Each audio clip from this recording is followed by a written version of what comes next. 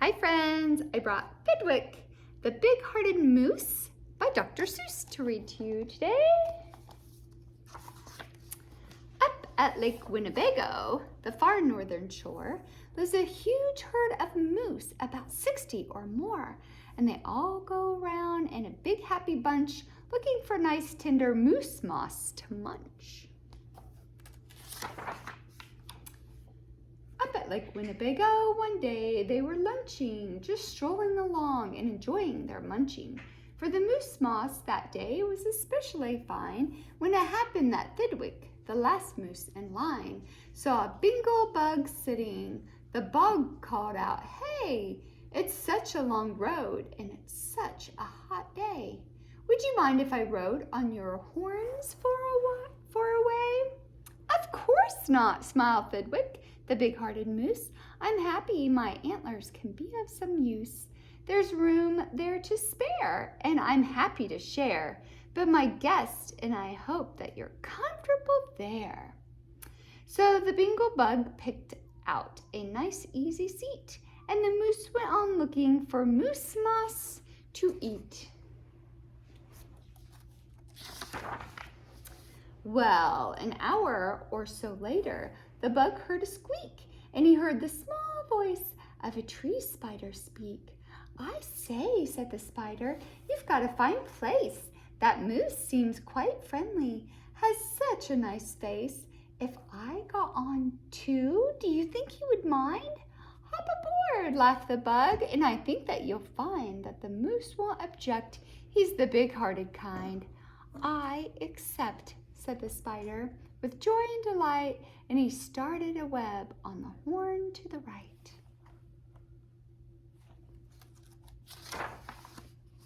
While the spider was spinning, he heard a gay song, and a fresh little zinazoo bird came along. He stopped and he stared, and he chirped, "Well, well, well, what a smart place to build, and what a great place to dwell. I've been living on trees ever since I was born, but here's something new. Why not live on a horn? If there's room for two, then there's room for three. There's room for three. There's plenty of room," laughed the bug, "and it's free." Thidwick stopped walking. What was all the talking? These guests had caught Thidwick the moose unawares. "Hey," he called out, "what goes on upstairs?" "Just building a nest, sir," the zinazoo said, and began yanking hairs out of poor Thidwick's head. And he plucked out exactly 204. "Don't worry," he laughed, "you can always grow more." Then he dozed off to sleep in his fine moose hair nest. "This bird," murmured Thidwick, "is sort of a pest. But I'm a good sport, so I'll just let him rest.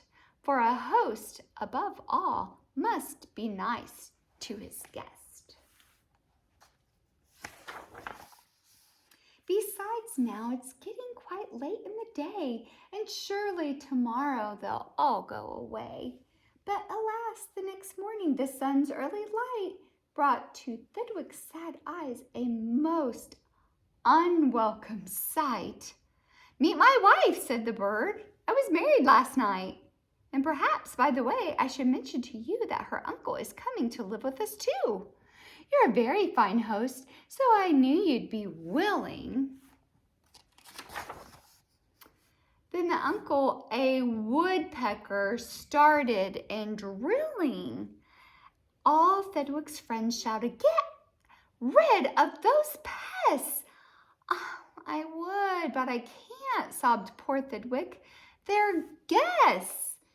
"Guests indeed," his friends answered, and all of them frowned. "If thou'st are your guests, we don't want you around. You can't stay with us 'cause you're just not our sort." And they all turned their backs and walked off with a snort.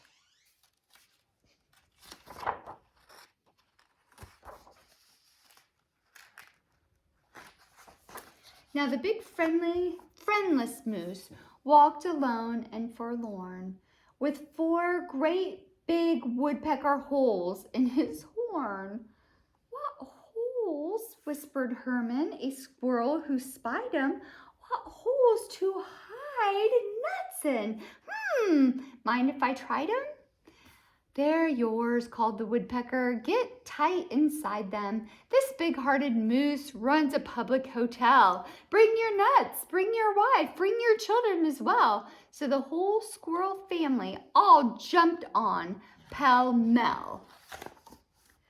And the very next thing the poor animal knew, a bobcat and turtle were living there too. Now what was the big-hearted moose going to do? Well, what would you do if it happened to you? You couldn't say scat, because that wouldn't be right. You couldn't shout scram, because that isn't polite. A host has to put up with all kinds of pests, for a host above all must be nice to his guests. So you try hard to smile, and you try to look sweet, and you go right on looking for moose moss to eat. But now it was winter, and that wasn't easy, for moose moss gets scarce when the weather gets freezy.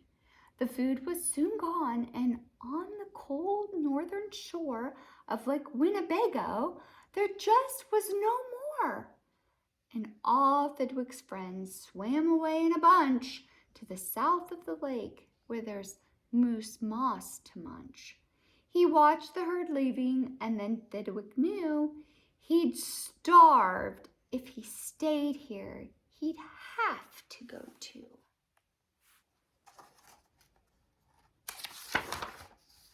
He stepped in the water, then oh, what a fuss. Stop, screamed the guests. You can't do this to us. These horns are our home, and you've no right to take our home to the far distant side of the lake. Be fair, Thidwick begged, with a lump in his throat. We're fair, said the bug. We'll decide this by vote.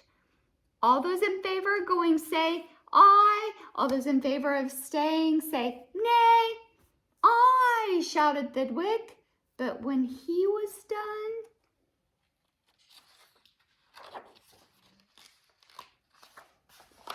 nay, they all yelled. He lost 11-1. We win, screamed the guests by a very large score, and poor starving Thidwick climbed back on the shore. Then do you know what those pests did? They asked in some more. They asked in a fox who jumped in from the trees. They asked some mice, and they asked in some fleas. They asked a big bear in, and then, if you please, came a swarm of 362 bees. Oh, poor Thidwick sank down with a groan to his knees. And then came something that made his heart freeze. Bullets came zinging right past Thidwick's face. Guns were banging all over the place. Get that moose, Thidwick heard a voice call. Fire again and shoot straight, one and all. We must get his head for the Harvard Club wall. Thidwick took to his heels with that load on his head. With 500 pounds on his horns, the moose fled. He could have run faster without all those pests, but a host above all must be nice to his guests. A cannon off cliff over wild rocky trail, with bullets bouncing around him like hail. Up gully, through gulch, and down slippery sluice, with his hard-hearted guests raced the soft-hearted moose. Then, finally, they had him. Because of those pests, he had run out of luck. Because of those guests on his horns, he was stuck. He gasped. He felt faint and the whole world grew fuzzy. Thidwick was finished completely. Or was he? Finished? Not Thidwick. Decidedly not. It's true he was in the most terrible spot, but now he remembered a thing that he'd forgot. A wonderful something that happens each year to the horns of all moose and the horns of all deer. Today was that day. Thidwick happened to know the old horns come off so that the new ones can grow. And he called to the pests on his horns as he threw them. You wanted my horns? Now you're quite welcome to them. Keep them, they're yours. As for me, I shall take myself to the far distant side of the lake.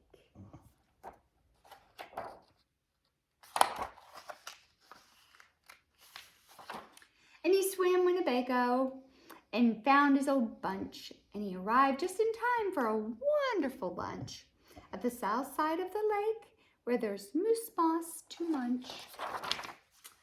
His old horns today, where you knew they would be, his guests are still on them, all stuffed as they should be.